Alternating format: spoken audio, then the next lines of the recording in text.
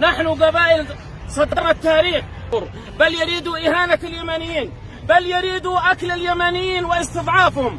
حصلت مقابلة مع أحد الضباط السعوديين لي، فكان يسألني ويقول: يا شيخ حمد، أنتم عندكم في الجوف مصالح لا يعلم بها إلا الله الذي لا إله إلا هو، من الغاز، من البترول، من الذهب، من الحجر الخضراء، ومن الآثار، ومن غيره. فقلت: وما هو الهدف أيها القائد؟ قال: الهدف بدل ما الحوثيين يقومونها والدول الفارسية ومن هذا الكذب، نريد أن نقوم لكم مصالحكم. أنتم عندكم في الجوف مصالح تغطي الشرق الأوسط. بداية يعني نرحب بكم جميعا وحياكم الله بين إخوانكم وفي بلدكم وفي وطنكم. يعني وإحنا بنحاول ندعي الجميع، كل يعني من تورطوا في مسألة الذهاب في صف العدوان، بندعيهم جميعا للعودة وبنكرر الدعوة. السيد القائد حفظه الله يعني مهتم بالموضوع بشكل كبير جدا، كون أولا إحنا يمنيين جميعا، يجمعنا البلد الواحد، يجمعنا الهوية الواحدة، كل شيء. فلذلك يعني هذا العدوان وهذا الاحتلال على بلدنا يعني يجب أن احنا نتخذ كلنا موقف واحد وتحرك واحد ويد واحدة. لأن شوفوا يعني اليوم تكشفت الحقائق، كل يوم بتتكشف الحقائق. في بداية الحرب يعني العدوان جاء باسم تحرير البلد وباسم إعادة ما يسمى بالشرعية وتحت هذا المسميات، لكن اليوم كل شيء يعني واضح وكل شيء ابتان على حقيقته. يعني بتلاحظوا اليوم الوضع في المناطق المحتلة في الجنوب وفي مأرب وفي تعز وفي أغلب المناطق كيف الوضع سيء جدا للغاية. يعني أيضا على مستوى يعني معنا إحصائيات لعدد الغارات ذي قصفت ما يسمى بالجيش الوطني، ذي بيقولوا لها الجيش الوطني حقهم، ذي قصفتهم الإمارات، ذي قصفتهم السعودية. أيضا اليوم في الحدود السعودية يعني بيهينوا كرامتهم بشكل ما يتصور. ربما أنتم مطلعين، يعني أنتم مطلعين على هذه الأشياء كلها. يعني اليوم معنا معلومات ما يقارب 700 مجند متواجدين يطالبوا بالترحيل ورفضوا ترحيلهم، بل الأغلبية اليوم في سجن خميس مشيط، سجنوهم وأهانوهم، يعني سواء كان قادة سواء كانوا أفراد، يعني ما احترموا أحد رغم ما قدموه من تضحيات مع هذا العدوان، ما احترموا أحد. فاليوم الباب مفتوح للجميع، اليوم الباب مفتوح للجميع. يعني أولا يعني نقدر لكم هذا يعني المبادرة وعودتكم إلى صف الوطن، وهذا يحسب لكم ويحسب يعني للوطن أيضا. يعني التاريخ ما بيذكر إلا الشرفاء والأحرار والوطنيين ذي قاتلوا مع بلدهم وذي قاتلوا مع وطنهم. وهذا يعني لو نذكر مثلا تاريخ الاحتلال البريطاني، خاصة نحن في 30 من نوفمبر، يعني ما قلنا احنا لا 4 أيام أو 5 أيام. يعني لو نرجع مثلا للوراء قليل، من بيذكر التاريخ؟ هل بيذكر مثلا ذي قاتلوا مع البريطاني؟ بيذكرهم إن كانوا شرفاء وإن كانوا أحرار وإن كانوا حماة الديار؟ ما بيذكرهم إلا بالخزي والعار. بيذكر لك أبناء ردفان وبيذكر لك الأحرار ذي تحركوا وواجهوا المحتل البريطاني، صح ولا لا؟ اليوم العدوان على بلدنا، احنا اليوم العام السادس، بقي 3 أشهر وكملنا العام السادس وبدأنا في العام السابع. وإيش قدم هذا العدوان لهذا البلد؟ قدم الدمار والخراب والانتهاكات والاغتيالات وكل الجرائم. يعني أنتم دارين في حضرموت يعني معنا معلومات أن الإماراتي اغتصب 400 قائد من قادة حزب الإصلاح، دي اغتصبوهم في حضرموت، دي اغتصبوهم الإماراتيين والأمريكيين. يعني به جرائم وبه انتهاكات بحق هؤلاء، ديهم مقاتلين مع العدو ودي بيتحركوا في صف العدو. فلذلك هذه فرصة. يعني أنتم مثلا اليوم عائدين من جبهات ما يقارب لواء كامل، يعني عائدين اليوم من الجبهات من صف المعتدي. يعني أنتم واجبكم اليوم تقدموا نصيحة لكل من لا زال في صف العدوان إنه يرجعوا إلى بلدكم. يعني أنتم بتشاهدوا أن إحنا بنكرم الناس، ما هو صحيح إنهم بيقولون إن إحنا من عاد شليناها السجن، ما هو صحيح. هل سجنوكم؟ ما سجننا أحد. بنكرم الناس ونرحب بهم ونوصلهم إلى ديارهم آمنين مطمئنين. بل حتى إن إحنا المجال مفتوح لمن يشتي، هذا بلدنا جميعا واجب علينا جميعا ندافع عنه من هذا المعتدي ومن هذا الغازي. إن إحنا كلنا بدل يعني إذا الإنسان يشتي يكفر عن ذنبه صدق، يسرح مع رجال الله في الميدان ونقاتل ضد هذا المعتدي وضد هذا الغازي. يعني اليوم أنتم بتلاحظوا بعد 6 سنوات من الحرب الميدان لصالح من اليوم؟ ما هو لصالح الجيش واللجان الشعبية؟ واضح وضوح الشمس. جبهات الحدود ما عاد قدر العدو يتقدم فيها شبر واحد. اليوم احنا متقدمين في مأرب، شلينا الجوف واستعدنا نهم واستعدنا أغلب المناطق وبنتحرك حتى نستعيد كل شبر من هذا البلد، ما بنتوقف أبدا، وبنطرد كل غازي من هذا البلد اليوم أو غدا أو بعد غد. والشرفاء والأحرار هو ذي بيذكرهم التاريخ وبيكونوا مفخرة لكل أجيال الشعب اليمني ومفخرة لوطننا ولشعبنا ولأمتنا. يعني شوفوا لو استسلمنا، يعني كنا في هذا الحرب أمام 3 خيارات. الخيار الأول إما أن احنا نتحرك في صف المعتدي وفي صف العدوان. وإيش مصير الإنسان في صف المعتدي والعدوان؟ إما أن تقتل أو تسجن أو تقطع يدك أو رجلك، وأيضا أما في النسبة للدنيا والآخرة لعنة الله ولعنة الشعب ولعنة اللاعنين. هذا ذي صف العدوان. أو أنك تقاتل في صف بلدك ومع شعبك ومع أمتك وتكون تدخل التاريخ ويذكرك الله والمؤمنين وتلقى الله ورسوله بوجه أبيض وأنت بتدافع عن بلدك وعرضك وكرامتك وكل ما هو حر فيه وكل ما هو يعني له مكانه وقداسة عندنا في هذا الشعب. وهذا خيار كل حر في هذا البلد. والخيار الثالث إما الاستسلام، أن نستسلم لهذا العدوان. وإيش مصير الاستسلام؟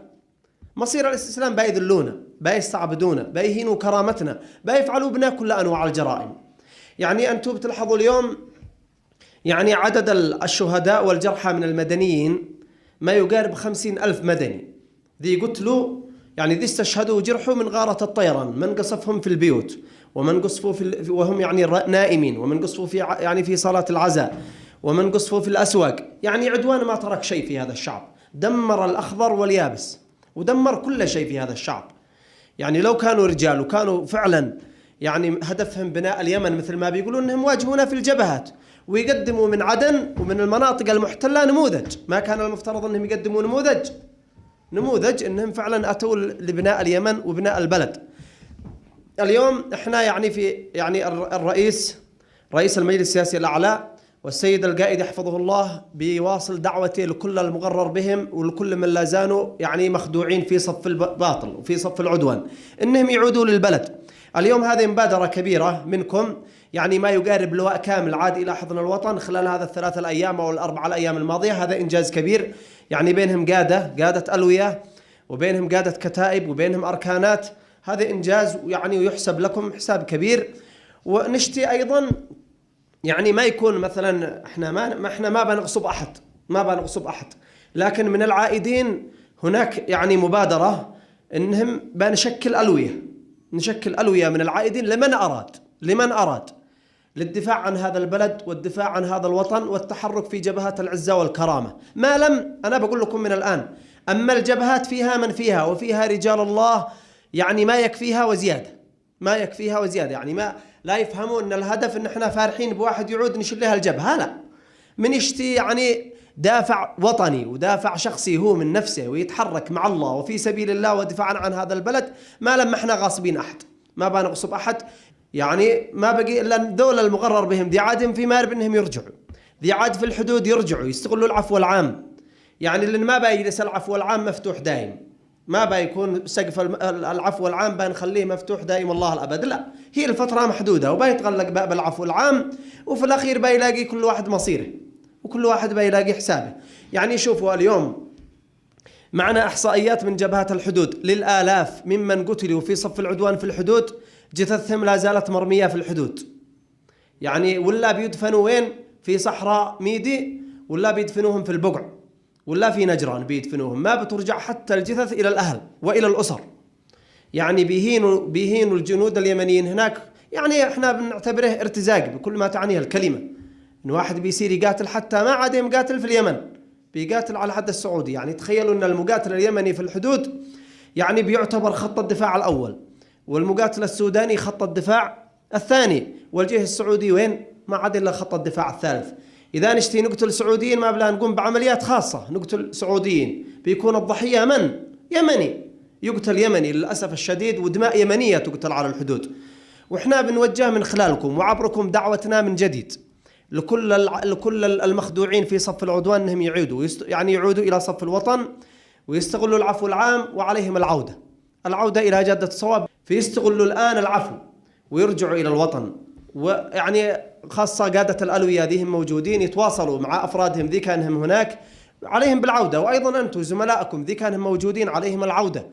يعني به مآسي، عندنا قصص مآسي كبيرة جدا وأيضا عليكم أنتم أنكم تبينوا للمجتمع، أيضا من يعني دوركم تبينوا للمجتمع ما كان بيعمله العدوان بكم وما كان بيعمله بكل المجندين اليمنيين في صفه، سواء في مارب أو في الجنوب أو في الحدود السعودية. هذه مسؤولية أمام الله، إن كل إنسان يكفر عما مضى ويقدم النصح للمغرر بهم، سواء دي كانوا في صف العدوان أو دي عاده مشعب إنه يسرح الآن. يعني بعضهم عاده ناوي يسرح الآن، وقد إحنا 6 سنين يعني قد الناس عايدين وعاده ناوي يسرح يعني. لكن إحنا ننصح الجميع، والله مصيره القتل، يقتلوا في سبيل الطاغوت.